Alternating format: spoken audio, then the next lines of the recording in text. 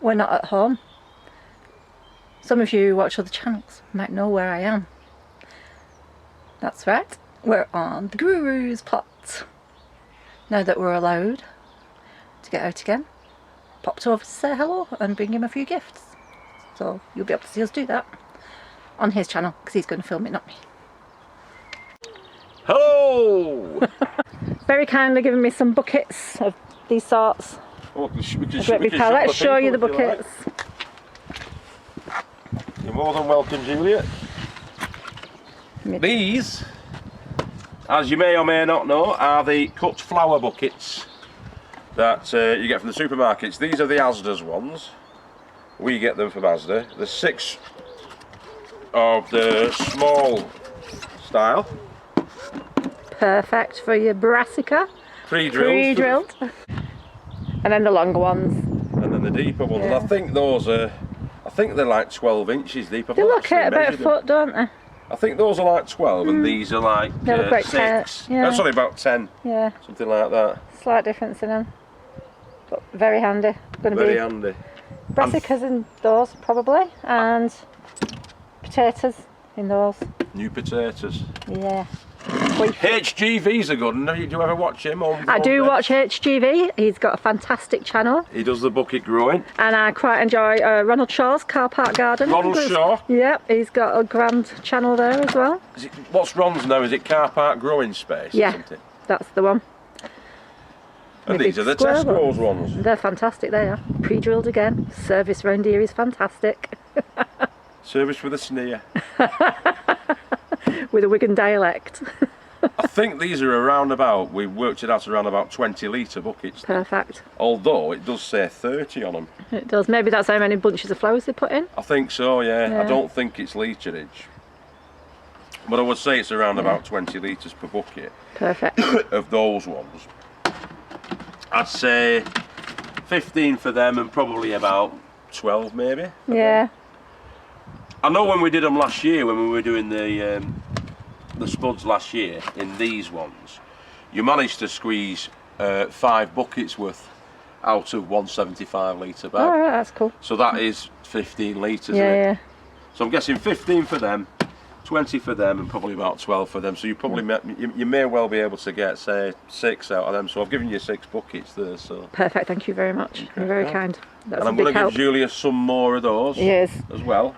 Because then I can do what Mick's done next door. Which we can. I'm sure Mick will let us. He'll be all right. Just quickly letting you see what Mick's actually done. He's created a growing bed, hasn't he? He has. It's brilliant. It's a really good idea. It's a cracking idea, which, which we're definitely nicking. Thank you, Mick. But yeah, you're creating a raised bed, aren't you? Without all the effort of making a raised bed. Yeah. And it's essentially free, isn't it? Really. Yeah. Should be pretty weed-proof as well, shouldn't it? Shouldn't really get very many, except for what falls onto it. Shouldn't really get anything coming up from underneath. No, your perennial, your creeping vines and what do we have on here? We bindweed. You have done. Merce tail we've got on here. Yeah. We've got bindweed. Yeah. All that stuff is a pain in the posterior. It is. Isn't it? Yes. But hopefully you won't be getting that. Oh, I've just found my first bit of bindweed. It came in on a plant. I know. So I'm just going to take drastic action to get, because it's only one bit, so I'm just going to poison it, I'm afraid. Yeah. Just for that one bit, because it's not like a garden with the idea, because it's such a pain in the yeah, I just want to stop it dead. I don't want it in my garden, so you don't need it. I'm going to put a bit of the old systemic on it and yeah, that's the only cure, really. Yeah. But apparently you've got to reapply that every now and again as well, haven't you? I can remember donkeys years ago watching Alan Titchmarsh on one of his gardening shows once said they're a very vigorous plant, so use their strength against them, let them grow, and then untangle it from the plant it's growing up. He put it onto flat plastic on the ground, but I'm going to put it into like an empty compost bag while it's still attached to its roots, and poison it inside the bag. And because it's so vigorous, it'll take it back to its roots and kill it off. Right. So that's what I'm going to do. So I should have very minimal effect on the rest of my garden, because I don't like using poisons. I don't want to. But for that one piece of bindweed, I'm going to just for that. I think it's the way forward. Yeah. See, I'm not too concerned really about Mear's tail. No, I'm not. Because it doesn't strangle everything, does it? No, it gets on my nerves when it pops up in the middle of a bed that you try to grow stuff in, but it doesn't strangle stuff. I don't mind. And its roots are very deep as well with the Mear's tail. So it Mear's tail goes down. doesn't take the nutrients that your plants need. Meters and meters, doesn't it? Yeah, bindweed just takes over everything, doesn't it? That's the worst thing. Yeah. Shall we invade Mick's? Come on, let's show you. We'll show you Mick's. Another safari. He was sure coming back down, Mick, actually, this afternoon, but... He might still turn up then, eh? We're not nicking nothing, Michael. I'm just showing Julia. Thank you, Mick. If you've seen Old MacDarby's farm, you'll have seen this already, but... I've not seen this one yet. Sorry, Mick, but it's a superb idea. Cracking idea from Professor Derbyshire. Look at this. Look at that. Is that not brilliant? Oops, excuse my shadow. Because all this is you've just got a screw, I think, at each corner. Yeah. For the frame. But then to make it stay up and attached to these, you just put like a little grub screw. Yeah. You know, like a 3/4 inch grub screw through the plastic. And then when you want to take it out, what I'm going to do when I do mine is I'm going to put a little arrow where I put the screw. Yeah, so if I want good to move idea. them about after, just scrape back from there and set that little screw out. You know where the screw is. Good Because I'm idea. thinking you'll not need many screws really for that. No, maybe. 6. Yeah, 6 little screws. 6 to 8, something like that. You don't need many, do you, to do that with? Minimal fuss, maximum gain. Well, yeah, Definitely. I'm going to give Julia another 5 of these. Mick's going to be using this, I believe, for doing the sweet corn. So he's going to have a sweet corn plant in each one of them. And I think that's a brilliant idea for it, because that is like just the perfect size, really, isn't it? Yeah. Oh, my shadow again. Sorry, people. But yeah, those pots are the perfect size to do that with, I think. It's like square foot gardening. It is. Ready made. They're literally square feet, basically, aren't they? Yeah. Strawberries are coming on, aren't they? Yeah. Well, actually, they're not. They're moving. They're coming out then. Are they really? They are. Are the they lot. at the end? They're all coming out. They're all at the end of it now. We Yeah. have got runners that we've taken off, but they're not here. Cool. They're back at Mum's. Yeah. So all the runners have been shifted. Yeah. These are all coming out. And what may well be happening with the strawberries this year is they're not going to be going back in there because I want to use that for Brassica beds. Yeah. What we're going to do is we're going to decorate the huts with them. Oh, good idea. So we're going to have planters Yeah. all the way all over this Nice idea. with the strawberries in. I've just moved mine. Squirrels found them last year. The whole lot. I never got a single strawberry. The problem we've had the last couple of years is the slugs and the birds and everything. They're just eating the lot. So they're in hanging baskets in greenhouse now. And ever Berries? since we've had this, I mean, even before we had this, they've always had strawberries in. Yeah. They're too tired now. We're taking them out. We're going to replace them with the runners, the new ones. New bed? This is a new Pallet bed. collar bed. Pallet collar bed. Super. Now I was going to do this as a carrot bed, but unfortunately, when we did the polytunnel, which you'll see in a bit, Yeah. I had to clear all the dirt out, and I didn't want to get rid of all the dirt, Yeah. but I didn't have anywhere to put it. So in there it went. So Yep. it's not sieved, it's not adequate compost for doing carrots in. I mean, I could clear it out and replace it, but I'm just going to do spuds, main crop spuds in it. Good idea. I'm probably going to get 6 main croppers in there. Yeah. The Maris Piper. Like think Maris we're Piper. They're a good one, aren't they? Yeah. And they're prolific. One of my favourite spuds is a Maris Piper. They tick all the boxes for me, the They Maris do. Piper. As we go around. Now these are going to be carrot beds. They are. The Now- wonderful blue barrel that everybody has on an allotment. Yeah. So they're the blue water barrels, really. Yeah. There's Joel Smalls at bottom. And you can drain. What happened with these ones is we had 2 of them with splits in. So these 2 are 2 separate barrels. Yeah. And they had splits going down. So where the split ended, I just cut round it, and I'm thinking, well, you've got 2 foot there.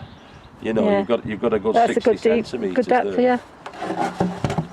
And that's going to be the carrots. Again, potatoes.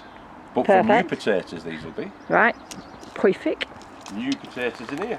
Cool. We've got the fruit beds there, which is blackcurrant and raspberry. Yeah. We used to have gooseberry, but nobody ate it. So yeah, they need a good tidy up in those beds. I've not touched them this year. We've got overwintered garlic and onion in here. So we've got the Casablanca garlic, and we've got red onion. There's a lot of garlic in it. All the essential parts of Casablanca. I've not done red onions this year. I'm trying a white onion called no, it's not Snowball. That's a turnip. Well, there is one called. There's an onion called Snowball. Oh, it might be Snowball. Yeah, in fact, I'm sure it is. A proper pure white onion. Yeah, trying that for a change. Because we were going to get them, but we never ended. We got the Senshu. Yeah. Japanese overwintering onions, and they're not too far away. They're starting to thicken up now. They are, aren't around the bases. So probably I would say another 6 weeks maximum. Yeah. Oh no, we're getting that there. They'll be coming out. Yeah. Cool. Unfortunately, we wanted them out a little bit earlier, but it's not worked out that way. Because I wanted that for my brassicas again. More good uses for these square buckets. Yeah. So we've got the onions in there now. These were left inside there. So right, this is going to be a brassica bed. Yeah. So in the same way that we've got the covered tent over this bed, it's going to be a similar setup, but it's going to be taller. Yeah. And the reason it's going to be taller is I'm going to be getting the sprouts and stuff like that in there. That's not quite tall. That's why I'm making mine that I can just walk into it. It's just that's the ideal. Yeah. That's the ideal. Because like Mick's got next door. Yeah, they're perfect, aren't they? Yeah.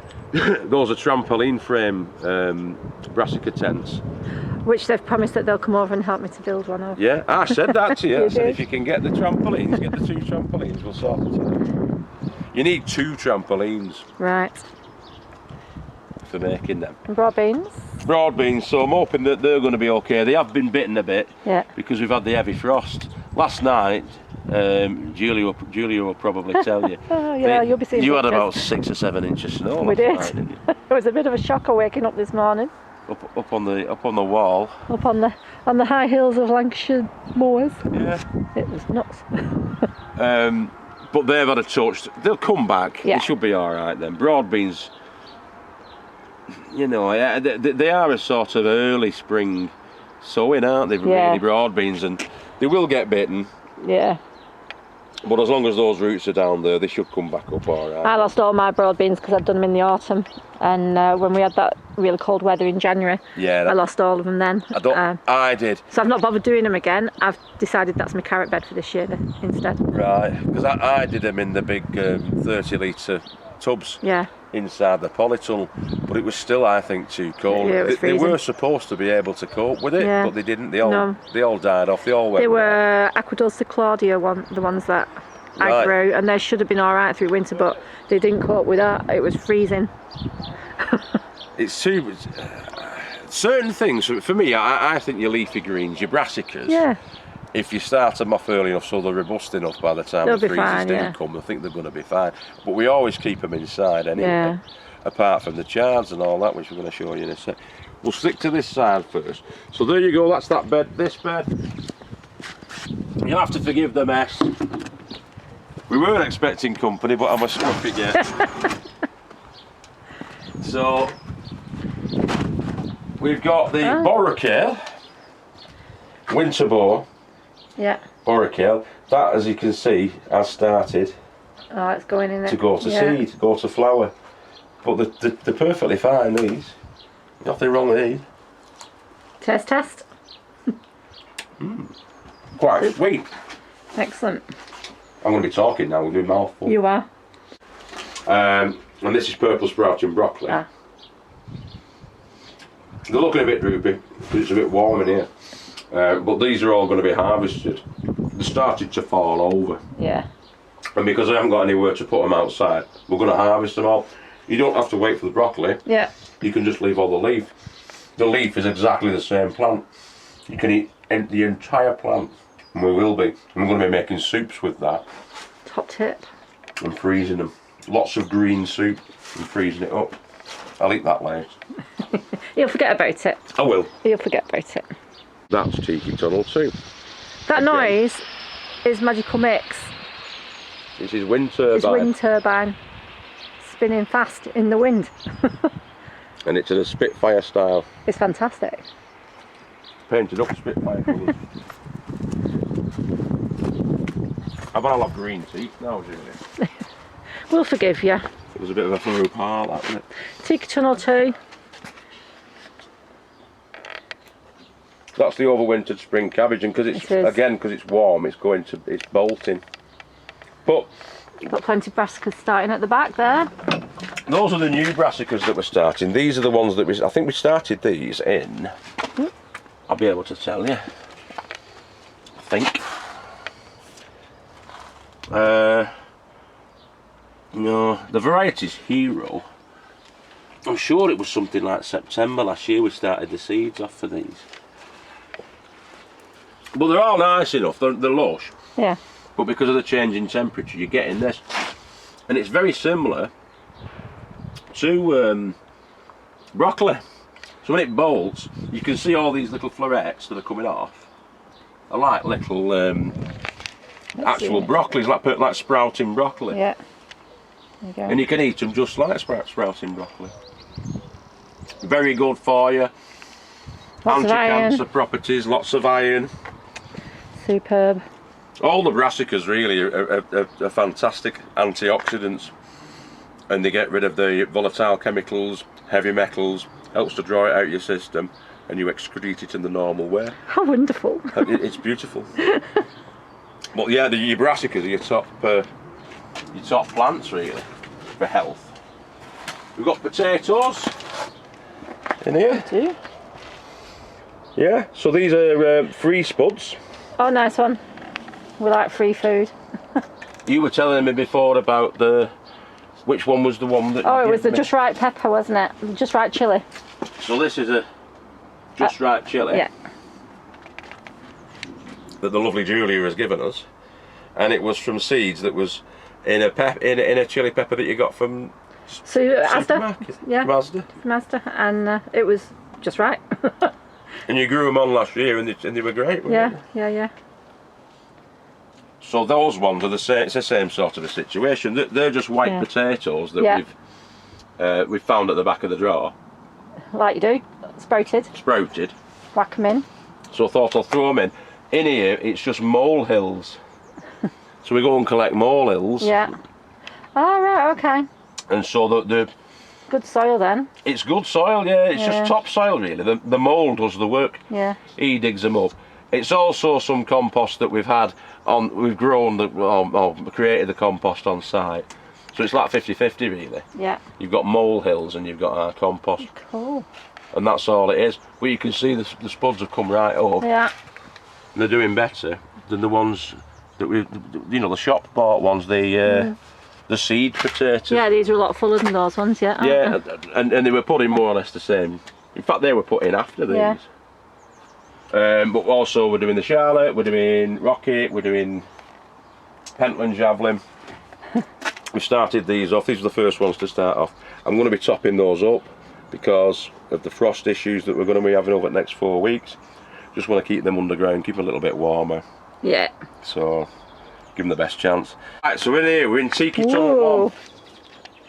What's going on in here? As well as the algae issue, which I'm going to sort out. That's because I'd use rainwater instead of tap water. Yeah.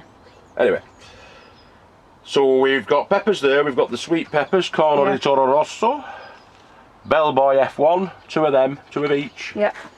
Sweet corn, which won't be going out for another 5 weeks, so I've got to look after that indoors for another 5 weeks. It's probably going to be that flaming high by the time it's ready for going out. Yeah, mine's about that. But what can you do? Got to be done, hasn't it? Some cute. You don't want to put them out when you've a chance of frost, because it'll kill them off. Yeah. So those are the Tasty King. Yeah. Tasty King Dukes, which was started, I think, 31st of the 3rd. Oh, not too long ago then. Not too long ago. They were started off a couple of weeks before that though. They were started off on the 9th of the 3rd. So they've been going quite a bit longer. Yeah.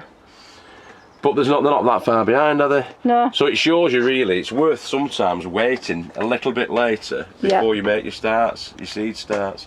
Because them peas should have been out really last week. I'm going to have to water them up again. because I've nowhere to put them at minute. Yeah. So they're going to have to stay in there till probably Wednesday next week when I'm off on Wednesday, so I'll be cracking on with them. But Cool. can't put it. All the alliums, we've got the shallots. These are giant ones, hopefully. They're called Globo, which I started off from seed in February. I think it was February. Oh, they're doing really well. When did I start them? No, it was the 13th of the 1st. So mid-January, so they're not too bad then. We've got mixed success, it's not too bad. I think we've got 10 per tray that we've got growing on. Red onions, red baroon, we've got Stuttgarter, we've got more shallots at the back, we've got kohlrabi at the back. We've got I love kohlrabi. And a chilli pepper there. So those are basket of fire. We've got the tastiest of all. We've got plenty of these. Sun gold. Can't beat a good sun gold, can you? I've got a few of those on the windowsill. They're gorgeous. Going away. I mean, we've got 6 there, but we're going to be getting, we want 12 altogether. So we're going to take suckers off from each one and plant them on. Perfect. And we've also got Super Sweet 100 and Moneymaker. Got a couple of Moneymaker. Yeah. And they're going to be going in here and in here. Yeah, there's loads. I mean, I'm cheating there because I got them from Asda because they're on offer. Nice one. All the sweet peas. It was £3. It was nice £3 strong for a ones, those fiver. actually. But they said to us they were selling them off. So they were giving them 6 for a fiver. Oh, nice one. They were like 2 for 1. Yeah. So that's why I've got so many as I've got. Wonderful. Some stringies down there. Yeah. Trizia Wild Rocket, that is. Nice. Which is ready for chopping. Yeah, and all your spuds being chitted getting down ready. there. Everything feels like it's about to... it's all ready for bursting. ready to go, innit? This is the time though, isn't it? This is our busy time really, Yeah. isn't it? We're just constantly on the go. It certainly is. There's keep making lists, try to get through 3 jobs a day. And then if I do extras, it's a good thing. That's what you want though, isn't it? You get, at least if you can get those 3 ticked off, you're doing better than I am. I'm doing my best. I'm not saying I get it done every day, but I aim to get 3 jobs a day done. That's the plan, isn't it? Yeah. So overwintering garlic there. Yeah. We've got the elephant garlic, which is actually in the leek family. It is. The elephant garlic. They're buried down about 4 inches, those. The cloves were buried down about 4 inches. They go massive, don't they? Yeah. Hence the name. So it's a bit of a tip, Julia, sorry, but that's going to be a new bed being made. We're always making new beds, aren't we? That extra few feet of space, so wherever we can nick it from. Squeeze it in where you can nick it from. Bradley's cage, like I say, we've just cleared that out. Yeah. The buckets are going to be going in there on top of the weed membrane. Yeah. I've limed the soil, so we're going to help to reduce the possibility of club root. So that's all been limed. It's been used for brassicas the last 3 seasons, so we're leaving it totally fallow. Yeah. Liming it and seeing how we get on. But still putting your brassicas in there, in the bucket, which is a great idea to use your space. In the buckets. But still give your ground a rest. I think it makes sense. It does. Because I mean, these are all in buckets. These have been overwintered in buckets. They're all going to be harvested and souped up. We're going to fill the freezer up with the green soup. Good idea. I've just done a load of soup and stuck it in the freezer. It's got. I mean, it's nice. It's even nicer when you've. I think when we do the soup, it's nice the day after. Yeah, it always is. It seems to take on more of the flavour, doesn't it? It's like that with chilli and bolognese and things, isn't it? It's always nice the day after. It is. Yeah. So these are going to be pea and bean beds. Oh, we saw you making those in one of your recent videos, didn't we? And the peas are still alive. Oh, wonderful. Which is a bonus. Oh yeah, there they are. They can get upset with you, the peas, when you transplanted them, but these seem to be alright. So these are not grudging peas, these are quite generous spirited ones. They are. They're not mean-spirited, these ones. No. They're looking nice, those nice little healthy plants, aren't they? But they were done in the gutters. This is great. Yeah, we've got a load of them. Yeah. They're all off the pallets. Yeah. They're not pallet Pallet collars, wood's fantastic for building things with. Oh, it's the best thing Did you see about that chicken house I built? That was all pallets. Yeah, no, I saw you do that. Yeah. You did a good job on that. as I'm well. dead chuffed with that. Girls are loving it. Really good, that. But that's going to be carrying on across there, so we're going to have the peas on this side, either side, going all the way across, and then the climbing beams are going to go on that side. So I'm going to put another structure. Yeah. The climbing beams, we're going to pinch them out when they get to about 6 foot. So it's going to be standing about that high. Yeah. And then we'll just pinch out the growing tips when they get to that size, and let them bush out. Yeah. You know what it's like with peas and beans. The more you pick, the more you get, don't you? Yeah. Here I am at the back, 6 foot. Yeah, plenty distance. We've been keeping our distance. This is the Guru and me, Julia, signing off saying thank you for watching. It's been our pleasure. We will see you next time. Bye for now. Bye bye, boys and girls.